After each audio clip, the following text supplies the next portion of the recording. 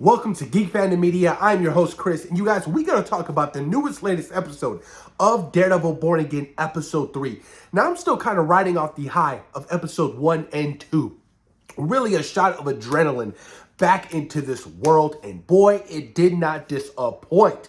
Now, Episode 3 really takes us back to the core essence of the courtroom drama.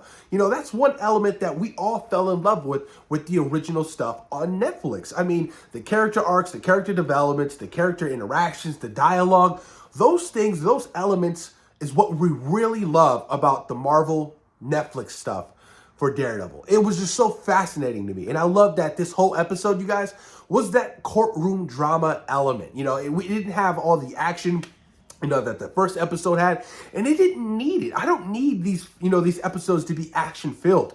I really like the courtroom drama element in this episode of, you know, Matt Murdock going back to his essential, you know, core elements of, you know, his nature of being in the courtroom. And, you know, he's no longer Daredevil. We all know that, you know, he's taken Daredevil off because, you know, he lost his best friend, Foggy Nelson. And, you know, he said that he went to a different place, right? There was a line crossed. And, you know, we all knew what happened. He threw Bullseye off, you know, the edge of the building and, you know, essentially, you know, almost attempting murder. And that's not what, you know, Matt and Daredevil are. That's not what, you know, he stands for. So he's in a very different spot right now in episode 3. I mean, it was a year later, you know, after that first episode. So I am so curious to see what's going to happen towards the end of this season. I mean, we're talking spoilers. So if you guys haven't seen this episode, please go watch the episode, then come back, because boy, oh boy, this episode was brilliant. And I kind of want to start this episode off with Wilson Fisk and where he is at, essentially, because, you know, he's now mayor of New York City. He's no longer the crime boss that we all know that he's, you know, he's grown to be over the course of the Marvel Netflix stuff. So he has a very different image. But he is still manipulating a lot of things. He is still the kingpin. Just because his title changed, he's still the kingpin of New York City. He's just the mayor now. I mean, him cleaning his knuckles off with the blood or whatever, and him really more being behind the scenes of because he is the mayor, he can't be front and stage. He can't be the kingpin that he was essentially born to be in those first 3 seasons of Daredevil. It can't happen. It will ruin his image. And he's all about the people and being for New York and, you know, going after the vigilantes and such, you know. So him kind of pulling the strings on certain different, you know, situations in this particular series is very interesting to me, you know. And it also kind of makes me believe, you know, how much power does Vanessa actually have? You know, is she actually running things? You know, that's the core thing I really want to talk about, is the friction between these two characters. Because, you know, there was one line in this episode where he talked about, and he said, you know, he doesn't want to lose that trust with her. So I'm like, oh wow, this is getting dark. Like, could he potentially go after her if things kind of get a little bit more muddier than they are? I mean, they are in couples therapy as we speak, you guys. So, you know, the fact that he's, you know, pulling strings and, you know, doing things behind closed doors is very intriguing to me, you know. And, you know, towards the end of this episode, it really makes you believe that he is still the #1 crime boss in New York City. No matter what title you may have, he is still that go-to guy who can make anything happen for any one person or any one group.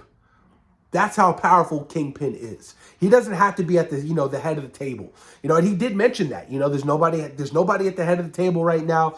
You know, certain crime mobsters are going after each other, and he calls them rats, whatever.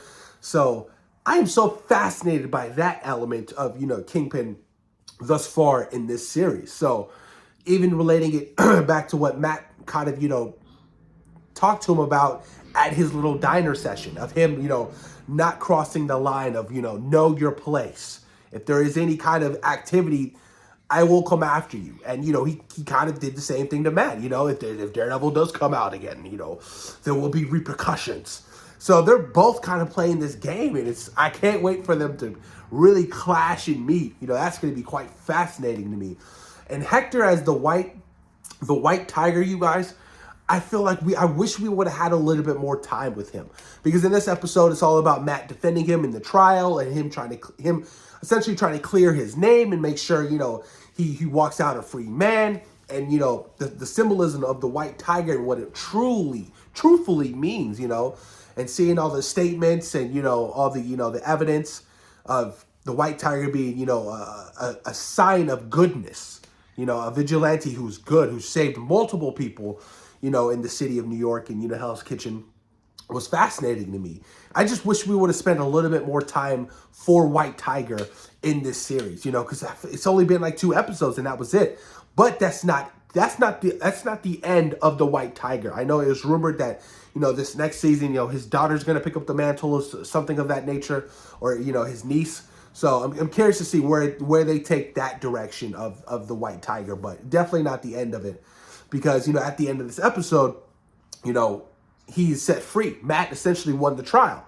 He won the trial and he is set free, and that really pushes Kingpin over the edge a little bit. That pokes the bear, and he stated he really wants to get rid of vigilantes. And I don't know if you guys have read the comic book The Devil's Reign, and that particular run, it's really big on vigilantism, and Kingpin being Wilson Fisk being the mayor, and putting hits out on anybody who's a vigilante.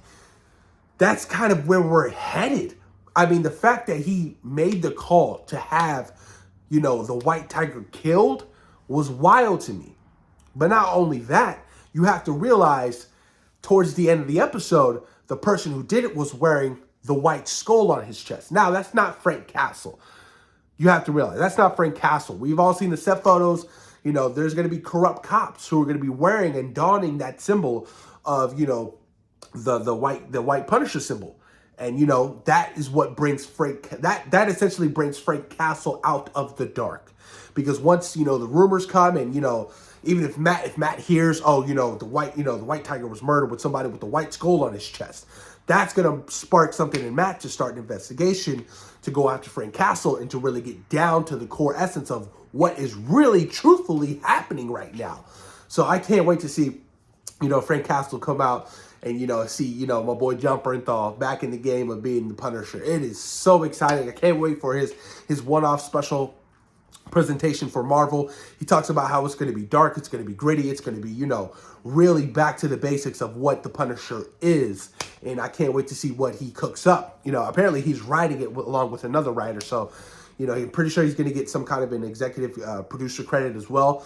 That's what I like to see. You know what I mean? I like to see these actors really, not only be involved with the character, but be involved with the project as a whole. So whatever they have cooking for this Punisher series, I cannot wait, you guys. But this episode as a whole was fun. Like I said, I really liked the courtroom drama. There was a lot of emotional scenes, seeing the support of Hector in the courtroom, seeing Matt doing his due diligence, really trying to go after these guys and clear his name. And, I kind of like that whole, their relationship, that we've gotten in these first 3 episodes. Now, granted, it wasn't a whole lot, but you can see that they were sparking up some kind of relationship, and I would have loved to see the White Tiger and Daredevil team up and, Hell's Kitchen whipping much ass. That would have been quite fascinating to me. But all in all, you guys, I really enjoyed this episode of Daredevil Born Again, episode 3. Can't wait for episode 4 next week. Stay tuned. I'm going to be dropping these weekly discussions after every episode. Let me know what you guys think in the comments down below. And of course, thank you guys for taking time out of your day